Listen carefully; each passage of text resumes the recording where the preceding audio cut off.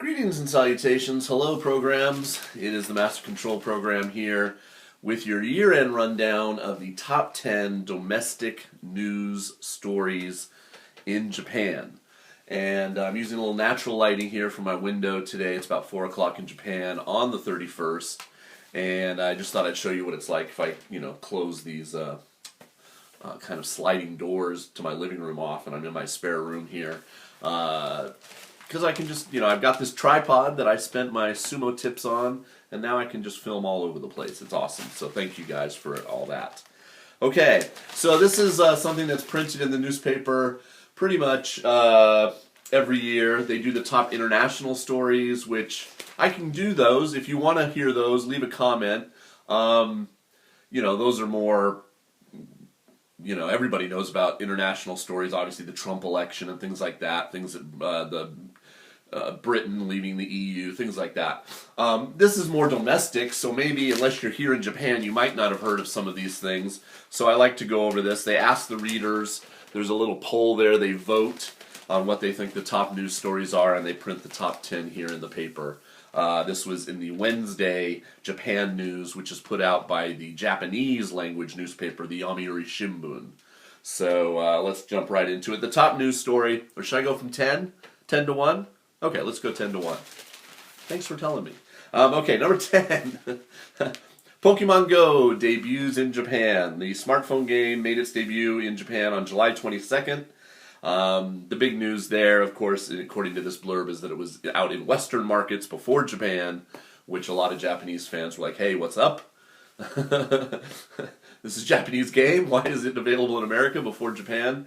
But it was very popular here. And I think, just as in the United States, I think it's now waned. But boy, when I was on a lot of trains recently going to Kobe, and everywhere you look, if it's a young person, especially younger than me, I'm in my 40s, they are playing some kind of game on their smartphone, Puzzle and Dragons type games and all. It's an amazing business here, as I'm sure it is in the United States too. Okay, number 9. The minimum voting age was lowered to 18. So before this year, you had to be 20 years old in Japan to vote in national elections. In any election, I believe. 20 is considered the age of adulthood here in Japan.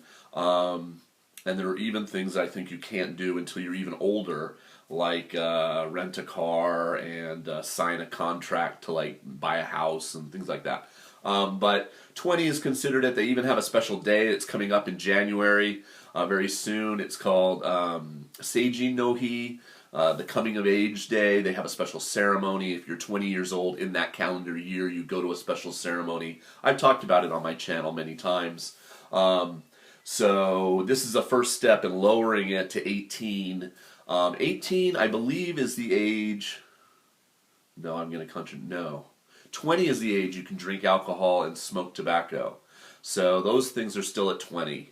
But as I've said many times, also on my channel, if you're over 18 and you go to an izakaya, a Japanese pub, they don't really card or check ID here. You're basically old enough to drink. If you go to college in Japan, you can drink with all your buddies after you're 18, pretty much. Nobody really cares because they know that you're not going to get in a car and drive. And that's a big part of it, is A, most people don't drive, and B, it's so strict what happens to you if you get caught drunk driving that nobody does it. Just nobody does it. Everybody takes a taxi home or finds some other way. So that's good. Okay. Number 8, 19 disabled people murdered at a care facility. Yeah, this is probably one you really didn't hear about unless you lived here. On July 26th, a former employee of this old age facility, not even old age, intellectually disabled people. So people with mental problems or reasons that they can't necessarily live alone or take care of themselves adequately. He went in with a knife and he stabbed 19 of them. Actually, I think 17 of them maybe he stabbed, in their beds or whatever, and then he also killed 2 staff that were running around trying to stop him or whatever. He got captured. He didn't kill himself, so he will, go to jail obviously, but maybe he's mentally disabled or deranged himself. I haven't heard much more about it. This happened in Kanagawa Prefecture. So very sad news. We don't really have obviously any shootings here in Japan because guns are basically almost zero. But every now and then we have a knife incident. And this was one of them, a sad thing. Okay, number 7, the Hokkaido Shinkansen launches. So before, you couldn't take a Shinkansen all the way from, say, Tokyo up to Sapporo in Hokkaido, the top island of the 4 main islands of Japan.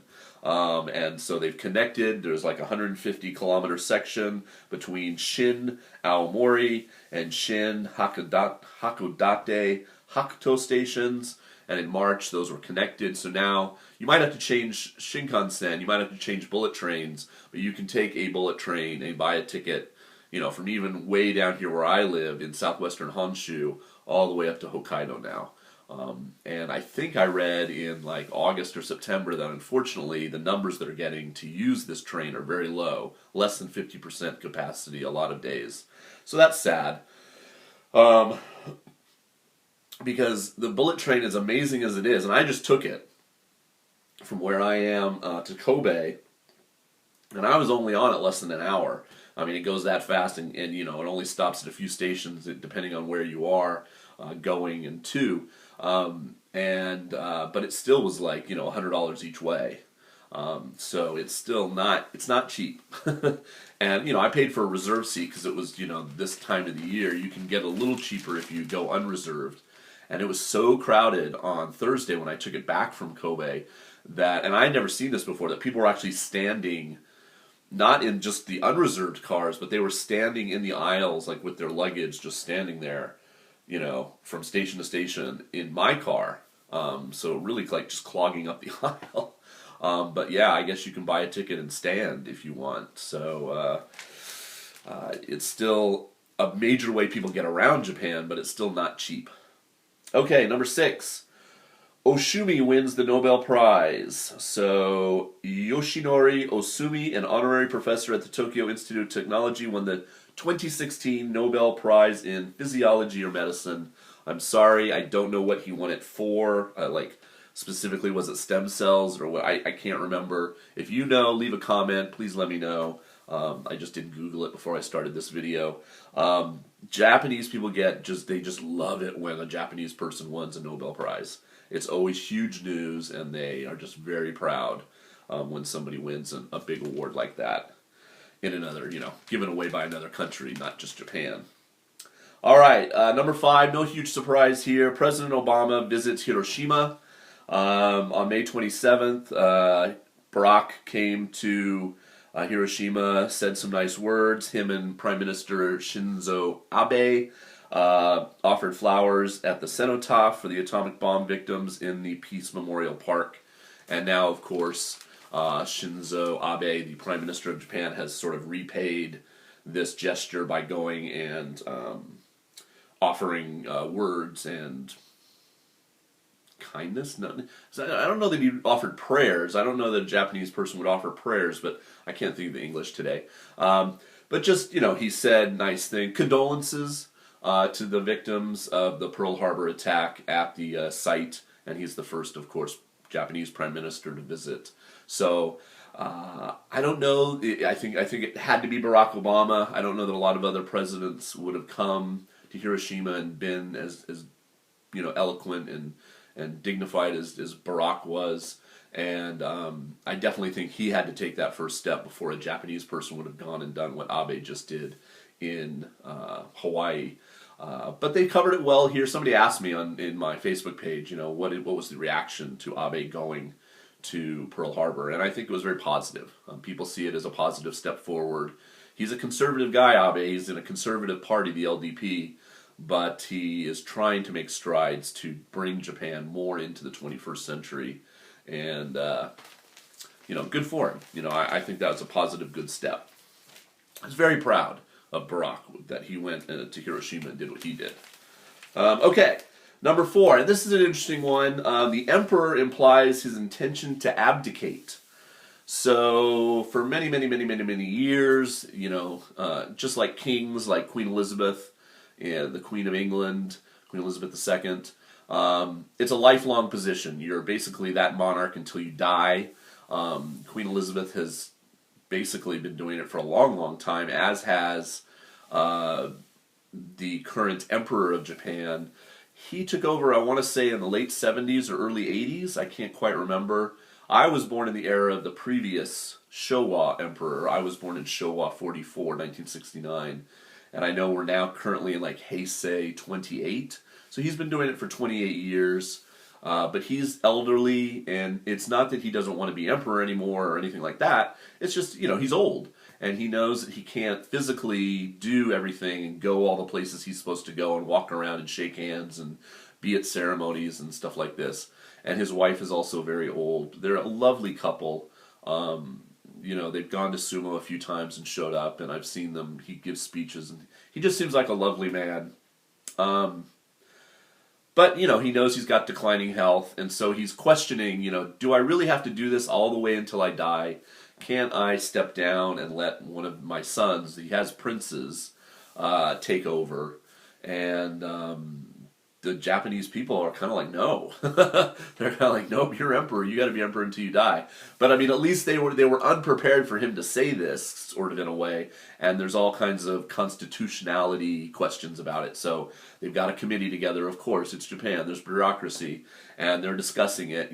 How is he going to do this? What's the legality of it? We have to put in. It's never happened before where an emperor is given up, not given up. That's a bad way to put it. But stepped down. So they've got to discuss it and see if they're going to let him, poor guy, step down, in a year or two maybe, and let one of his sons take over. So that's an interesting ongoing story, but it started this year. Okay, number 3, and they're very triumphant. He's one of the gymnasts, a very big star here in Japan. His name is Kohei Uchimura, and he won his 2nd consecutive gold medal in the men's all-around at the Rio de Janeiro Olympics in August. The big thing about the August Games for Japan, well, there's 2 things. One, of course, we get the next Olympic Games. I've talked about that before. It's a huge topic here, even though it's only 2016, well, soon to be 2017. But preparations for it, they have shows about it. They talk about the athletes, who's going to be ready to compete, etc., etc., etc. It's a huge ongoing thing here. Japan is very excited about hosting the Games in 2020 in Tokyo, and it feeds into actually the number 2 story, which we'll talk about in a moment. But the big news from Rio was that we won 41 medals, which is the most we've ever won in a Summer Games. Well, we've never won that many at a Winter Games either. So we got 12 golds, 8 silvers, and 21 bronze medals. We're ranked 6th in the number of gold medals and 7th in the number of overall medals out of all the countries competing, behind big, huge, like Russia, China, America, probably, the UK, maybe Canada or France. I can't remember who was in 5th. But anyway, so that's great. That means Japan is really poised to do well when the games come here and it's on our home turf. We're not going to be embarrassed and, not get any medals or anything. Huge shot in the arm to hey, let's go. And I think a lot of you probably saw the footage, the final day of the Rio Games, where Shinzo Abe, the Prime Minister, popped up through the thing as Mario.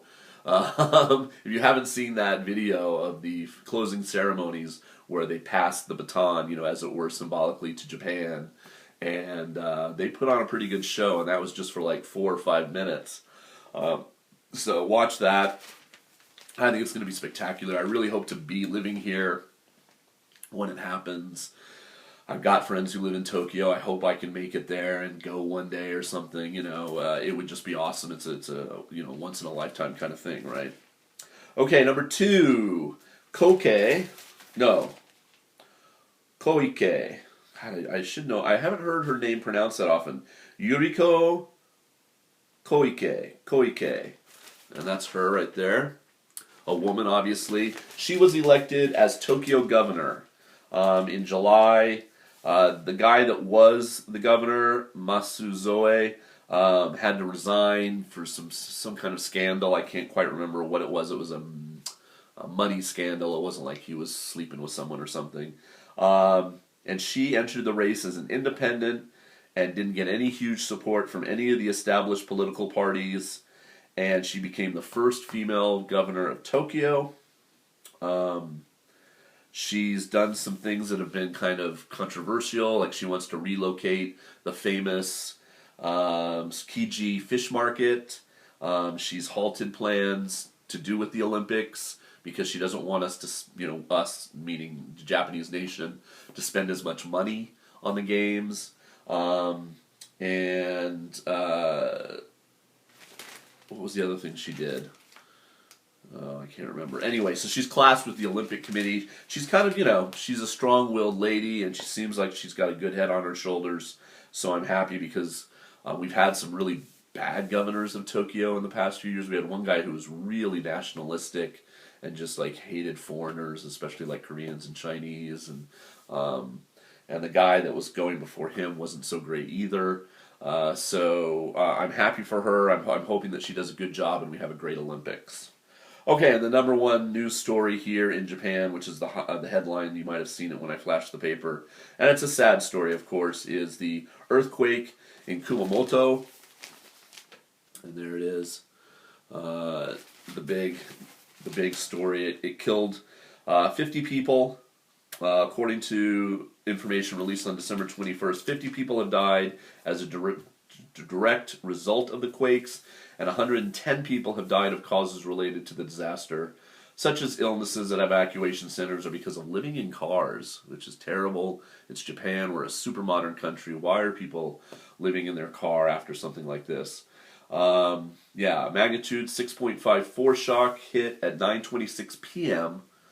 on April 14th in the Kumamoto area of Kumamoto Prefecture, which is down on the bottom kind of island of the four, Kyushu Island, where Fukuoka is located. And then at 1:25 a.m. on April 16th, a magnitude 7.3 main quake struck the area. So they got blasted twice in 2 days. And just devastation. This is all Kumamoto Castle, which is a famous castle down there, and how much of a damage it did to its foundation. So that was voted by the people overwhelmingly as the top news story of the year here in Japan. So let me know about you. If you're, in America, I kind of know what's going on. But if you live in Germany or Australia or South Africa or Ireland or Canada, let me know what were one or two top news stories in your country for the year. I'm always curious about what's going on in other places. And if you want to know, the Japanese perspective of the top 10 international stories, I'm happy to make a video about that. But Happy New Year, and thanks for watching. Oh, and really quick, if you saw my video yesterday, I'm giving away the Nengajo. Thank you so much for all the people doing the Ghibli. I'm going to put all your names in a hat and pick 2 of you at random, so good luck in that. Don't send me any more email, though, about the Star Wars card. I already had like 15 people in the first like 10 hours send in and try to win it, so I've definitely got a winner for that. And in fact, I bought 2, and I was going to just save one for me for all time, but I'm going to go ahead, and the guy who emailed me very first, I'm going to send it to him, and then all the other people that sent it in, I'm going to put you all in a hat and send out a second Star Wars card because you guys are awesome. And everybody's getting the answer right. It wasn't that tough a question, but thank you for joining. So no more emails about the Star Wars card, please. And good luck in the Ghibli. I'll probably close that down on the 1st, which is tomorrow, because I live in the future. And hopefully I'll put this up tonight. And so I hope you're having a good New Year's Eve. Be safe out there if you're going out and doing stuff. I don't know how cold it is in Times Square. My brother went out there one year and did that craziness. It's not that bad in Japan today. As you can see, I've got some sun coming in from my window. And it's maybe, where I live, it's maybe about 5 or 6 degrees Celsius. So not too terribly cold. And okay. Happy New Year, guys. See ya.